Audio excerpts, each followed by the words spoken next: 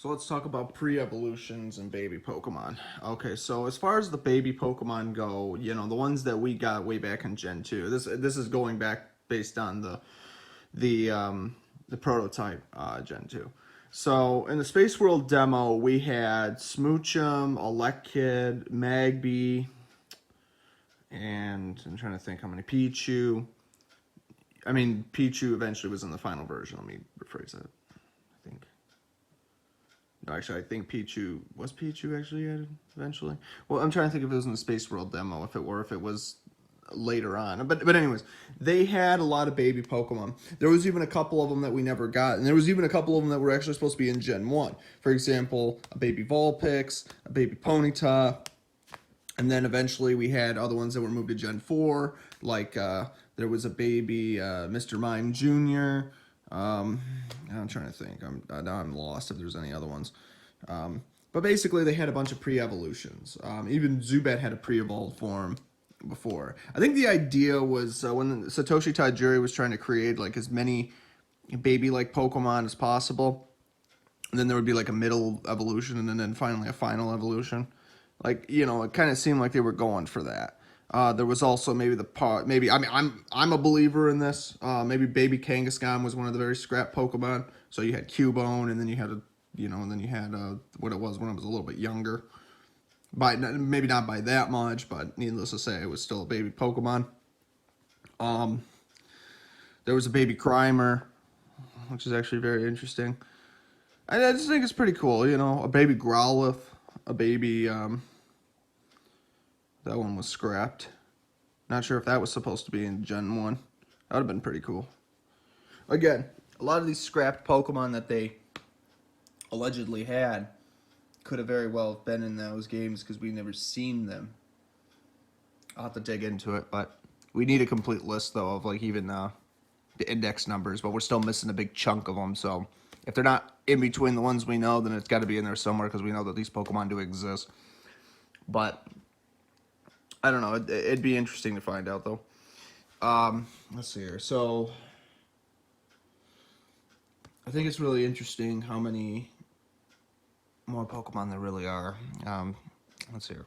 So with the baby form Pokemon, basically the concept was, they breed eggs, they'd start out as a youngster, and then they level up, or they grow up, and you know how that would go. So you had also, what was it, Cleffa and what's the other one? The one that Jigglypuff evolved from. Cleffa and Igglybuff. So you had those Pokemon. I don't know if Happy was a Pokemon. No, I don't think so. Not at that point. The one that evolves into Chansey. I'm trying to remember what that Pokemon was even called. I always forget. Let's see here. So there was that pre-evolved evolution. Again, in Gen 4. They moved it to Gen 4. Actually, I don't even know if that Pokemon was even supposed to be in Gen 2. No, it probably would have been in Gen 4. It was introduced in Gen 4. That I know of, at least. Let's see here. What other pre-evolved forms?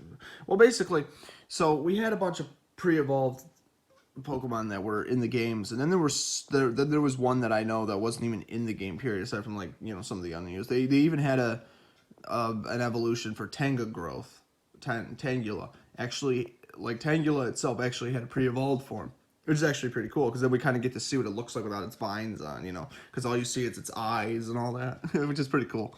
But you kind of get an idea of what it really looks like, so that's pretty cool. Yeah, it's interesting to think, like, how many Pokemon there really are. And when you really dig into it, like, all the pre-evolved evolutions, there are adorable. There are a lot of them that are very cute. Like, Trifox, for example. Trifox or Mekon, which is basically the name of what,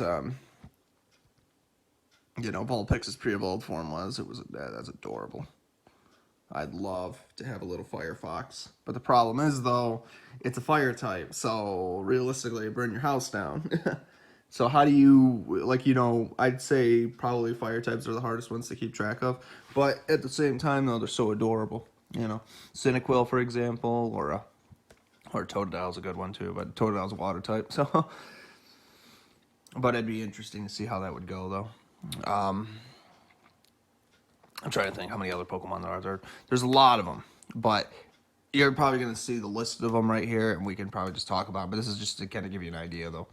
There's basically, I think what they were also going for was they were also trying to, like, every Pokemon, like, lived its life. It's born as an infant, and then it evolves into a lot more premature, and then finally, like, an old, like, a Pokemon that's been around for a long time, like its elders and all that.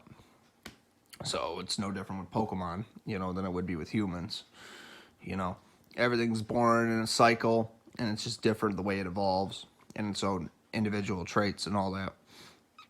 So that'd be pretty cool. I'm trying to think also, there was some Pokemon. And then, you know, so basically it'd be like, you know, every evolutionary line had like at least 3 evolutions. You had like the baby form, you had the child form, and then eventually the adult form. It's pretty cool, actually, if you think about it. I like I like the way Satoshi Tajiri was thinking when he created these games. Like, you know, they definitely had a lot going for it, and tons of other ones that, if only we knew like more on the idea. If we had more proof what they had, we could talk about even more of it. But so far, it seems like we're limited based on some of the Pokemon that we've found, and which ones have we yet to find. I still have to. I'll have to keep looking, but so far it's coming pretty good so far, what we've accomplished so far. I mean, I think in time we will eventually find the data, because it's got to be out there somewhere. I mean, if people leak this, then, yeah, I'm sure there's probably even more that they have somewhere stored away in their hardware somewhere. But what would really be interesting is someone could find, like, not just all the data, but somebody could find all the Pokemon that have yet to be leaked. All of them. I do think it'd be interesting if we could find out which Pokemon really needed to, and not just be leaked, but which Pokemon, and I'm trying to think what the term was, because this is one that a lot of people don't really talk about. The index numbers. There's the real index numbers, not just the ones in the National Dexter, but how many Pokemon they scrap before they vote on the ones they want, and then they reorganize them in a way. Like, I'll give you an example. Like, so like in Gen 1, if you ask anybody how many Pokemon there was originally 191 of them for Gen 1. Mew replaced Omega, which was one Pokemon. And basically, if you don't know, again, Omega was a robot for the Silph Co. It was inspired based on like Mechagodzilla in like Ultraman 7. Again, like what inspired Power Rangers. So Ultraman 7 was a huge monster-like movie series where the heroes were like, you know, from another planet. Kind of like, you think of it like Transformers, like the Decepticons and you know, the good guys versus the evil, you know.